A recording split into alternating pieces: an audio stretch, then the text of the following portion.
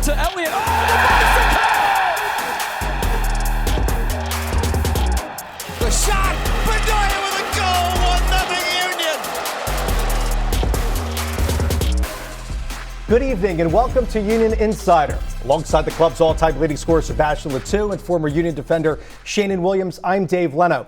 Well, guys, it was a night's bounce back for the Union after falling in the CONCACAF Champions League semifinals to LAFC, getting a 1-0 win at the New York Red Bulls, and something the club desperately needed to get that fourth league victory. Yes, it was not the prettiest game in New York, but they got the 3 points, the first away win. I think it was very important to, like you say, bounce back after a disappointment in the Champions League in LAFC. But I think the team did pretty well defensively. I think it was a solid game, getting another clean sheet, for Andre Blake. But we are not going to remember a lot offensively because the team didn't really connect that well. But I think it was really a good fight for the team to kind of get back together and get the most important, which was the 3 points, which is very good now for the standing and the rest of the season.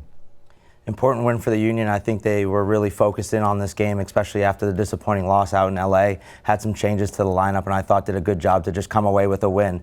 I thought that hopefully now that they'll look to really kick on in league play and start to climb the standings. No question, going from 10th all the way to 7th in the East with the fourth win in MLS play. With the Union's Champions League run coming to an end, the club's focus now shifts back to MLS play, where the boys in blue were looking for their first road win of the season. I know that's hard to believe. With a short trip up the Jersey Turnpike, a battle with a rival was all that stood in the way. Here's how it all went down in Harrison, New Jersey. Okay, guys, look, Red Bull rivalry always starts with matching their intensity. The margins in these games are very, very tight, okay? We have to be fucking willing to be in a street fight. That's the way it is, right? So if you get punched in the face, you get back up and you punch back. That's the mentality for 90 minutes tonight, okay? We're hard on them. We don't allow them to dribble. We don't allow free service. We defend the red zone like motherfuckers, okay? It's time for us to get on a run now in the league. Let's go, guys. Come on, boys. Like Coach said at the end right there, let's see if we can start a run and start tonight, all right? Let's make sure we stay combative. We have to match our intensity. Let's make sure we're physical, but no matter what, we keep a shutout, guys. I want us to keep our shutouts this season, all right? Let's play together. We know we can hit them in the counter. Let's win transitions, and let's win this game. Come on, boys. Come on. Why not three? 1, 2, 3. One. That's a good ball to find. Tolkien in the 18. John Tolkien cuts it back off the right foot. Saved by Blake. It's a really good save for Blake, as you can see, we're just headed towards that top corner. Neal's out wide. This is Bedoya. The Union captain for Carranza. Penalty. Carranza fouled in the 18. Argument from several Red Bulls surrounding the referee. Daniel Gazdan for the lead. 1-0 Union on the road. For the first time this season, Philadelphia has a first-half goal away from home. Wagner keeps the service low. Save made by Coronel. Harper works this ball in, seeks out Burke. Nothing that bothers Andre Blake, who puts it to bed.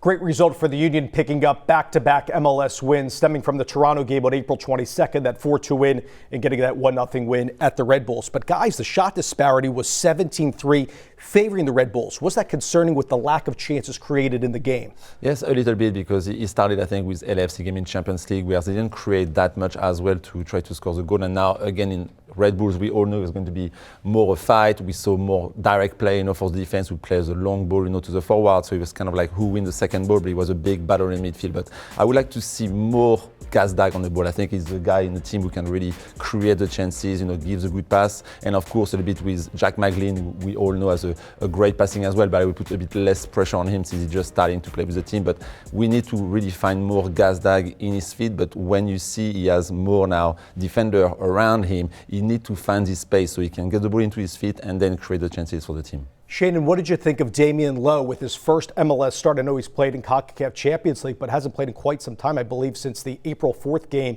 against Alianza in that round, and then finally gets back in there, and he makes team of the match day for this one, pairing with Jacob Glesnes. He's definitely been a great addition to the Union. I think he's really come into the back line, especially when they need him, and done a good job in making sure that the Union continue to tick defensively and continue to stay organized. He's somebody that maybe they weren't expecting to have the season that he's having, but it's somebody that's reliable for when they need him or if they have any injuries coming up in the next couple weeks or so. Second clean sheet for Andre Blake, guys, in this one in MLS play, of course, stemming from the Sporting Kansas City 0-0 draw and obviously getting one here, 1-0 win over the Red Bulls. You mentioned all the defensive effort that the team put in, and I thought the work rate was huge. And I want to center on Leon Flock filling in for the injured Jose Martinez with that grade 1 and grade 2 hamstring strain. What did you make of Leon Flock in the game, and how could the Union continue to win the midfield battles, putting out fires in front of the back line moving forward? I think Leon, really play very well defensively. With his work rate, we always see him everywhere. I will always say to him to every time when he wins the ball to maybe be better in his first pass. It's something I think he can do better. But coming into the game after not playing that much, taking his place by Maglin and coming back more as a center midfield for Jose Martinez injury, I think he did very well. And when he plays, the team won. So you want exactly this from your center midfield, and I think he has a solid performance. Sheanon, Daniel Gazdag is a perfect 7 of 7 from the penalty spot. Obviously, that's including across all competitions. But to have a guy like that who's so clinical in those pressured moments, that's got to be a thing of beauty for the Union. Especially in these tight games, he does a really good job of stepping up with confidence and making sure that he buries it and gives them the 1-0 lead. So he'll look to continue to do that. He did it last year. He's doing it again this year. Would like to see him score a little bit more from open play, but we'll take the 7 goals from the PK spot as well. That's like our buddy Sebastian Letou on the set with those finishes, right? Whether from the PK spot or from open play. But this club needs some goals from open play, Sebastian. How does that happen? Because you look at the passing numbers, dipping below 50% in this game. So how can they be a little more clinical on their combination play, and where will those goals come from in open play moving forward? I mean, we saw, I think, the best version of the team. It's every time when you have the help of Wagner, the help of Baizo, the help of Ariel. If you have like those guys, coming on the side, they give more possibility to have more people into the box and create kind of like more movement into the team. But we also in New York, it was more a defensive play first, to get the result. But hopefully they can get back into their groove to really have them, help offensively. And when you have like those 2 guys, helping offensively, it creates more chances. It's not just the 3 guys in front. Time now for our first team report presented by Green Mountain Energy. While it's always fun to celebrate victories, the team is ready to move on to Colorado for a date with the Rapids, looking to secure back-to-back road wins for the first time this season. Here's Jim Curtin on the importance of winning away from Subaru Park. Yeah, look, Colorado's a team that's in really strong form right now. They've put together a good unbeaten streak. They play some good soccer. I think Robin Fraser's a top coach in our league. His team's very organized, tough to play against, and then they have confidence right now. So when you go on the road to Colorado, you always have to factor in the altitude as well and the elements. But again, we have a plan in place to go in there and try to take points. It's been a little bit of a long road trip for us now, and obviously we want to finish it strong and get points on the road and then turn around and we get back to Subaru Park for a nice homestand. Going to Colorado has to deal with the altitude there. They're coming off a strong win in their Open Cup game. So, just be prepared mentally and physically. Traveling there is going to be a lot different, dealing again with the elements. Just staying safe in the back and solid like we usually do. We can now try to get more focused back to league play and try to make a run. And so, we got a great result recently with the Red Bull away, our first away win. And so that has given us a big boost, big confidence, and hopefully we can keep riding that momentum. Colorado's a good team, solid team. We faced them in preseason, they look good. And so, it's going to be tough with the altitude and all that stuff. But I think if we just stick to our game plan and play our way, staying compact, being strong defensively, then I think there'll be moments in transition where we can hopefully, capitalize on our chances. Jose, we'll see how he does today at training, but he's getting closer and closer to rejoining the group fully, which is good and will give us a big boost. Other than that, guys have little normal, bumps and bruises that you go through when you've already played 17 games at the beginning of May. But yeah, I think we'll have pretty much a full squad to choose from, and we look forward to the big challenge at Colorado. Yeah, we set the target for this next block of 5 games. We're through 2 of them already and have gotten 6 points. We wanted 10-plus points, so we're on pace for that. And again, going to Colorado is never easy, but we know that we can be sound defensively, and we know we're going to get chances. So it's been a good start to that 5-game stretch. We recognize the importance of finishing it strong on the road here, and then 2 games at home quickly in quick succession with a Wednesday, Saturday, where we know we'll have the home field advantage and our fans behind us. All right, guys, so the Union facing a Colorado team who's 2-3-6 right now, all the way sandwiched back in 10th place in the Western Conference. They are winless at home. Last year, the Union spanked Colorado at Subaru Park 6-0. How did they get it done here at altitude way above sea level? Not sure it's going to be the same result as last year at home, but the team of Colorado is confident too. I think they've got a great win in LA Galaxy last weekend, 3-1. They play with confidence. They have good players who really play together as a team. So it's not going to be easy, especially with the altitude, playing away in a Colorado stadium, who is a bit like different to play every time we are there. You can get a win. It just depends really how the team is going to be, I think, compact defensively and then really hit those counter-attack where they are very good. I think it'll be an important test for the Union. Another away game. Can they really do a good job of finding their way into the game, especially, like Seba said, at altitude? It's going to be important that they stay compact defensively and look to hit Colorado on some key moments. It's a Rapids team led by Robin Frazier. They were 0-3-1 to start the year. Since that point, 2-0-5, a slew of draws. But as you both referenced, they are unbeaten in 7 in league play, unbeaten in 8 across all competitions. Both teams are coming off Tuesday night fixtures in the Open Cup. It's a Colorado team, guys, that is playing at Sacramento against Sacramento Republic FC on the road. The Union going at Minnesota, then coming back to Chester, then flying out to Colorado. Does that favor Colorado in the matchup because they're close proximity playing back at home after their Open Cup game? Yeah, I think so. I think it's much less trouble for them. So they might be a bit more fresh. It's going to depend about what type of lineup Jim Curtin is going to decide to put in Colorado. I'm sure he wants to win the game after the Open Cup game. But the Colorado team, like you said, didn't win at home. So it's a bit of pressure on them. They need to get their first win at home. So it's going to be interesting to see what tactics they're going to play and if they're going to come strong from the start. Sheanon, they have the 3rd fewest goals in the Western Conference right now with just 9. But one of the guys I know you're focused on is Diego Rubio. We've seen him star in MLS. But how is he getting done for Colorado in their 3-4-2-1 system? He really is the target for Colorado, someone that they look to play into and then feed off of him. Union need to do a good job of making sure that they have players in and around him to limit his time and space. He's definitely somebody that can not only score goals but also pick a pass in the final third. Also know guys on the scout that in their 3-back system, use the wing backs. A former Union player, Keegan Rosenberry, flies up high up the right if he starts. Also Sam Nicholson out on the left.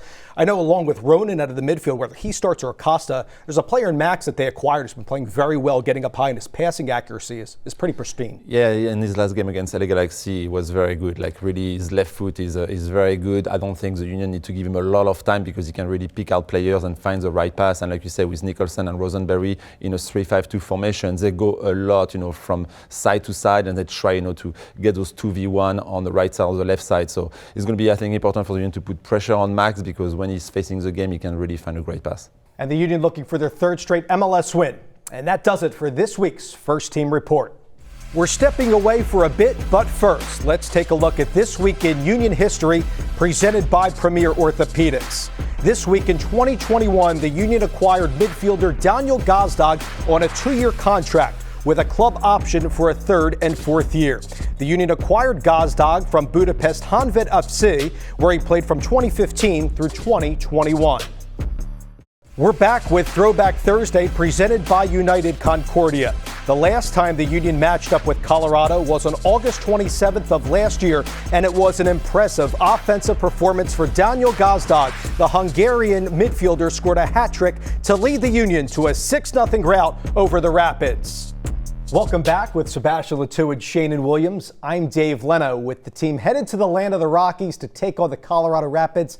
I'll ask these two for their keys to the game, as always presented by Subaru. Sebastian, you're up first. Yes, and I'm going with find the right pass in the final third. I think it's a bit what's missing right now for the team to get more chances on goal. It's kind of like the choice of the last pass for maybe the last runner in the team or when you have a counter-attack. I remember on the last game against the New York Red Bulls that Carranza got a great counter-attack and he makes the wrong choice to play on the right, I think for Gazdag, where Macklin is wide open on the left, and it could have been the 2-0 for the team. So those moments, I think, need to be better. I think Gazdag could be this player we try to find first in his fist, and then he makes the decision to really see the game and know who he has to find to get this opportunity and a shot on goal and hopefully a goal. But they need to do a better job to get more chances. Will be an arduous task against Colorado's goalkeeper, Will Yarbrough, I think one of the better goalkeepers in MLS. Sheanon, what's your key? My key to the game is going to be controlling Colorado's front two. They play in that back five system, and they really look to play into those front two and play off of that. So Union need to do a good job of not only containing Rubio, but also Kevin Cabral, who's had a good year so far.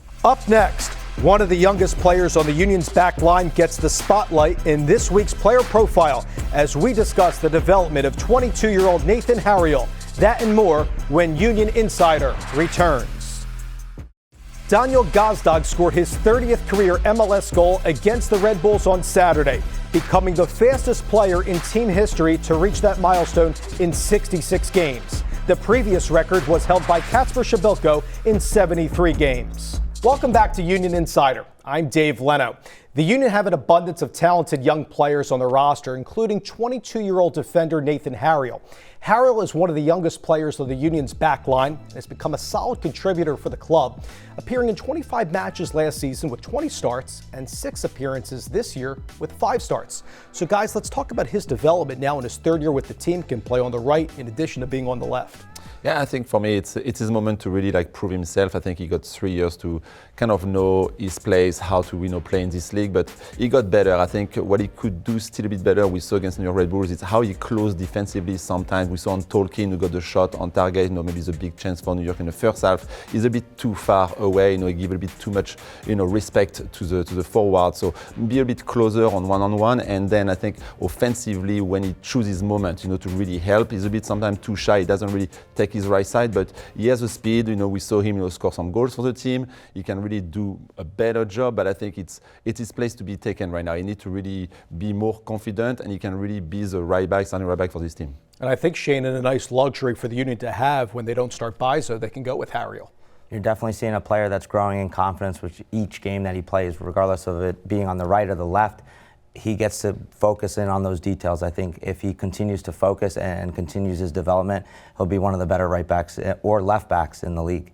And I think partnerships is really key for this Union team, because when you often take a look at the data and you might say, well, why doesn't Kai Wagner have an assist this year? Might be whether it's Flocker McGlynn on the left. But when you look at the partnership on the right-hand side, let's put Nathan Harriel in there with Alejandro Bedoya picking his moments. Do you feel like we could see him get forward a little bit more than he has, or do you like him maybe being a little more conservative, staying back and never being square with his defending usually? I mean, I like to see him, being more offensive, especially with Alejandro Bedoya, with his experience. You can not really see Alejandro Bedoya take 1v1 defender. He's more the person who's going to take the ball in his feet, come inside, and then it's where Harriel needs to really go behind him to take the space and get some crosses and kind of like a 2v1 on the right side. But of course, you have to be a little bit more defensive right now, especially with the struggles the team have been defensively. So to get more confident first as a defender, and then, like I said, just choose your moment, when is the right time to go to really help the team offensively.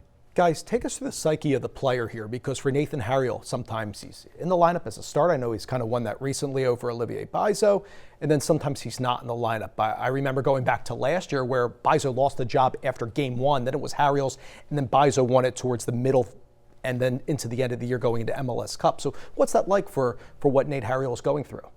For Nate, I think it's just about controlling the things that you can control, showing up every day, making sure that you're continuing to get better and continuing to develop, and then putting yourself in the best position to play and to start games on the weekend.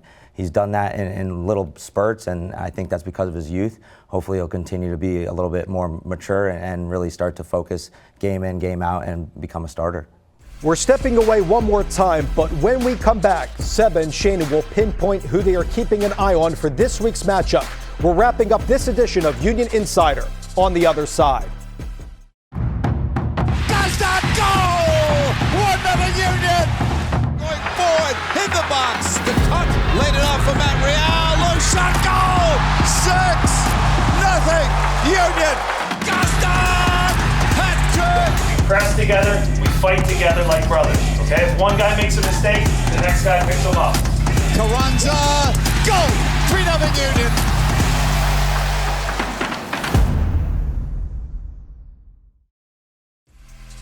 Starting this year, every Union League match is on MLS Season Pass on Apple TV. Sign up today to make sure you don't miss a minute of the action. You can also check out the live Whip Around show, MLS 360. Or if you missed out live, you can relive every moment with full match replays. And get this, if you're a T-Mobile subscriber, you get this whole year of season pass content free of charge. Final segment here on Union Insider, and it's now time for our All-State players to watch. Both Sebastian and Sheanon have tabbed a player that hopefully will have a great game against Colorado. Sebastian, who do you like? I'm going with Leon Flack, just because I think it's going to be very important to have his work rate in the midfield. The team playing 3-5-2. He's going to be buzzy in the midfield. He needs to really know where he needs to cover, especially when they're going to go on the side, to play those 2v1, 3v2, to make sure he's here to help his defense. And I think with kind of the way he's playing, and he got the first win in New York, his confidence is much higher, and he's going to bring a good positive into this team. Sheanon, who's your player? For me, I'm going with Andre Blake. It's a road game. It's going to be important that the Union do a good job of staying compact and not giving up goals. These are the games that you usually see Andre come up with a huge save, and I expect another one over the weekend. And let's let the climb continue, guys, trying to get that 5th league win and their 3rd consecutive in MLS play. Well, that will do it for us tonight. Of course, you can watch the Union at Colorado game on MLS Season Pass. Sebastian and I will have the radio play-by-play call on 97.5 The Fanatic at 9:30 Eastern Time on Saturday. For Sebastian Latou and Sheanon Williams, I'm Dave Leto. Thank you so much for watching, and see you next time.